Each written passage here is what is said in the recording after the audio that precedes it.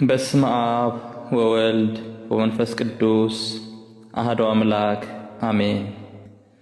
በስመ አብ ወወልድ ወመንፈስ ቅዱስ አሐዱ አምላክ አሜን።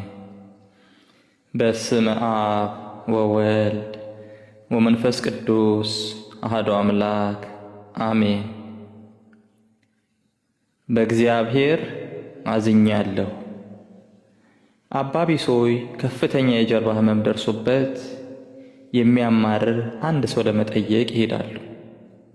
አባ ቢሶይ ይህንን ሰው ማጽናናት ሲጀምሩ ሰውየው አቋረጣቸውና እንዲህ አላቸው፣ እግዚአብሔር ህመሜን ከኔ እንዲወስድ አልጠይቀውም። እኔ እርሱን የምጠይቀው ለጸሎት እንድቆም ብርታቱን እንዲሰጠኝና አባታችን ሆይ የሚለውን ጸሎት ስደግም የሚሰማኝን ከፍተኛ የራስ ህመም እንዲያስታግስልኝ ነው። ራስ ምታቱ ከኔ ጋር እስካለ ድረስ በአንድ ቃል ላይ እንኳን ትኩረት ማድረግ አልችልም። በዚህ ጊዜ አባ ቢሶይ እንዲህ በማለት መልስ ሰጡት።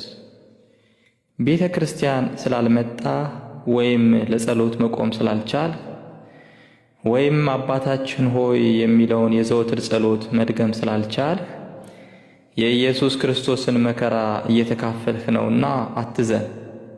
መድኃኒታችን ኢየሱስ ክርስቶስም ክብደት ካለው መስቀል ስር ሳለ ይሄው የጀርባ ህመም ደርሶበት ነበርና። ከጥቂት ቀናት በኋላ ይህ የታመመው ሰው ወደ ቤተ ክርስቲያን ሲመጣ አባ ቢሶይ በተለመደውና ከፊታቸው ገጽታ ላይ በማይጠፋው ፈገግታ ተቀበሉት። የታመመውም ሰው እንዲህ አላቸው፣ እኔ ከህመሜ ጋር ከተላመድሁ የመከራውን ጣፋጭነት ካጣጣምሁና ራሴን ለዚህ መከራ የማልገባ አድርጌ ከቆጠርኩ በኋላ ከህመሜ ስለፈወሰኝ በእግዚአብሔር አዘንሁ። አባ ቢሶይ ከመድኃኒታችን ከኢየሱስ ክርስቶስ ጋር መከራ መቀበልን እጅግ ታላቁ የአምልኮት ዘርፍ አድርገው ነው የሚቆጥሩት። በእኛ ግን እንደዚህ አይደለም።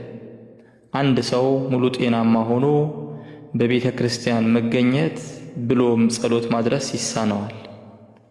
በሕማምና በመከራ ውስጥ ግን ሰውነታችን የተሰቀለው ክርስቶስ ማደሪያ ይሆናል። የእኛም ሕይወት የማያቋርጥ ጸሎት ይሆናል። በቤተ ክርስቲያን ውስጥ ከኔ ጋር የሚያገለግል አንድ ወዳጅ እንደነበረኝ አስታውሳለሁ። ይህ ወዳጄ መነኩሴ መሆንን ይሻ ነበር። የምንኩስና ሕይወትን ይወድ ነበር። የእርሱ የንስሐ አባት መነኩሴ ስለነበሩ መነኩሴ ለመሆን እንዳይጣደፍ ትዕግስት ይኑርህ፣ አትጣደፍ እያሉ ይመክሩታል። አንድ ጊዜ ይሄው ወዳጄ ወደ እኚህ የንስሐ አባቱ ይሄድና እንዲህ ይላቸዋል፣ ለመድከምና ለማገልገል በቂ ጊዜ የለኝም። አሁን የሚታወቀኝ ጊዜን በማባከን ላይ መሆኔ ነው። ራሴን ለአምልኮት ማስገዛት አልፈልግም። ከዚህ በተጨማሪ በስራዬ ውስጥ ብዙ ችግሮች አሉብኝ። የንስሐ አባቱም ጥበብ በተሞላበት ሁኔታ እንዲህ አሉት፣ ራስህን ለአምልኮት የምታስገዛበት ጊዜ ወደ አንተ የሚመጣበት ጊዜ ስለሚኖር ያን ጊዜ በትዕግስት ጠብቀው። እስከዚያው ድረስ ከአሁን ጀምረህ ትዕግስት ማድረግን ተለማመድ። በኢየሱስ ክርስቶስ መከራና ስቅለት ውስጥ መካፈል በጣም ጥሩ ልምምድ ይሰጥሃል። መጸለይ፣ በተመስጦ ውስጥ መቆየትና እግዚአብሔርን ማወደስ ቀላል ነገሮች ከመሆናቸው በላይ በክርስትና እምነት ውስጥ እጅግ አስፈላጊና ጠቃሚ ነገሮች ናቸው። ያለ መከራ እንዴት አድርገህ ነው የኢየሱስ ክርስቶስን ታላቅ ፍቅር ልታጋራ የምትችለው? ብዙ የታገስከው አምላክ ሆይ አንተ የበዛ ትዕግስት አድለኝ፣ በመስቀልህም ደስታን አጎናጽፈኝ። አምልኮቴን ከአንተ መከራ ጋር ደባልቀው። የኔ ጥልቀት ከአንተ ጋር እስከ ዘላለም ድረስ ሐሴት ያደርጋል። የአብ ፍቅር፣ የወልድ ቸርነት፣ የመንፈስ ቅዱስ አንድነት ከሁላችን ጋር ይሁን። ወስብሐት ለእግዚአብሔር።